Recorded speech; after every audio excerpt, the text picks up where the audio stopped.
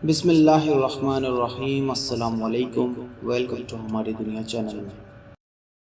آگے بڑھنے سے پہلے چینل کو سبسکرائب کیجئے اور بیل کا آئیکن دبانا بالکل بھی نہ بھولیں تاکہ ہماری ہر ویڈیو آپ تک پہنچے۔ شیخ عبدالواحد بن زید رحمہ اللہ فرماتے ہیں کہ ایک مرتبہ میں جہاز میں سوار تھا، تلاطم امواج سے جہاز ایک جزیرے میں جا پہنچا۔ اس جزیرے میں ہم نے دیکھا کہ ایک شخص ایک بت کی پوجا کر رہا ہے۔ ہم نے اس سے دریافت کیا کہ تو کس کی عبادت کرتا ہے؟ اس نے بت کی طرف اشارہ کیا۔ ہم نے کہا یہ تیرا معبود و خالق نہیں بلکہ خود دوسرے کا مخلوق ہے، اور ہمارا معبود وہ ہے جس نے اسے اور سب چیزوں کو پیدا کیا ہے۔ اس بت پرست نے دریافت کیا بتاؤ تم کس کی عبادت کرتے ہو؟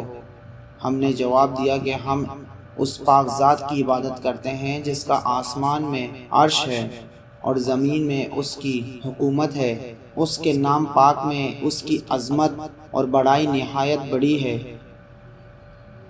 اس نے پوچھا تمہیں یہ باتیں کس طرح معلوم ہوئی؟ ہم نے کہا اس بادشاہ حقیقی نے ہمارے پاس ایک سچے رسول کو بھیجا، ہمیں ہدایت کی۔ پھر اس نے پوچھا کہ وہ رسول کون ہے اور وہ کہاں ہے؟ ہم نے جواب دیا کہ جس کام کے لیے خدا نے انہیں بھیجا تھا جب وہ پورا کر چکے تو اللہ پاک نے انہیں اپنے پاس بلا لیا۔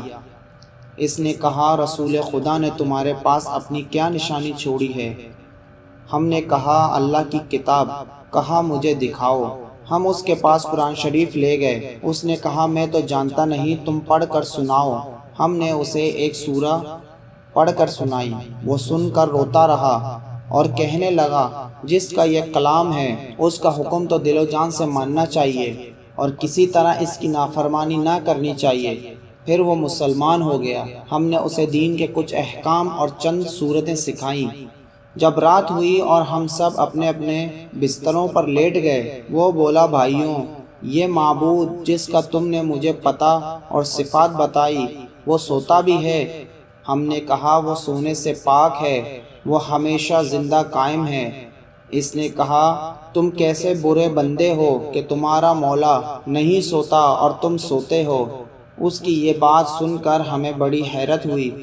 مختصر یہ ہے کہ ہم وہاں چند روز رہے۔ جب وہاں سے کوچ کا ارادہ ہوا اس نے کہا بھائیوں مجھے بھی ساتھ لے چلو۔ ہم نے قبول کر لیا۔ چلتے چلتے ہم آبادان پہنچے۔ میں نے اپنے یاروں سے کہا کہ یہ ابھی مسلمان ہوا ہے، اس کی کچھ مدد کرنی چاہیے۔ ہم سب نے چند درم جمع کر کے اسے دیے اور کہا کہ اپنے خرچ میں لانا۔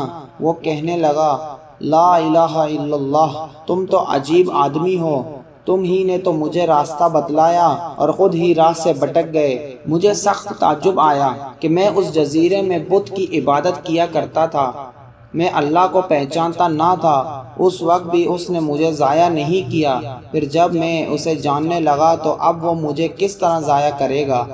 3 دن کے بعد ایک شخص نے مجھے آ کر خبر دی کہ وہ نو مسلم مر رہا ہے، اس کی خبر لو۔ یہ سن کر میں اس کے پاس گیا اور پوچھا کہ تجھے کیا حاجت ہے؟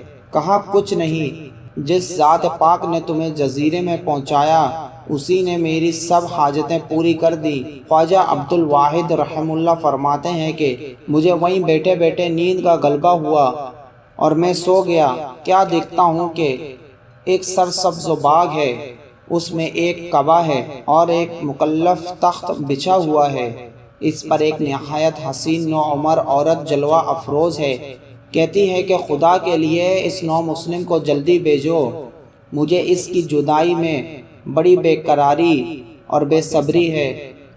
اتنے میں میری آنکھ کھلی تو دیکھا وہ سفر آخرت کر چکا تھا۔ میں نے اسے غسل و کفن دے کر دفنا دیا۔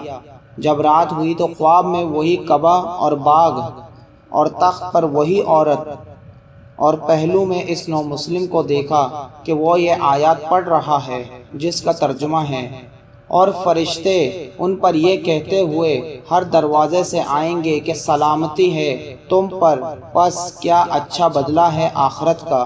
دوستوں سچ یہ ہے کہ جب اللہ کی ذات پر صحیح یقین کامل ہو جائے تو دونوں جہانوں کی کامیابی مل جائے۔ دعا ہے کہ اللہ تعالی ہم سب کو اس واقعے سے سبق حاصل کر کے اپنے یقین کو مضبوط کرنے کی توفیق عطا فرمائے۔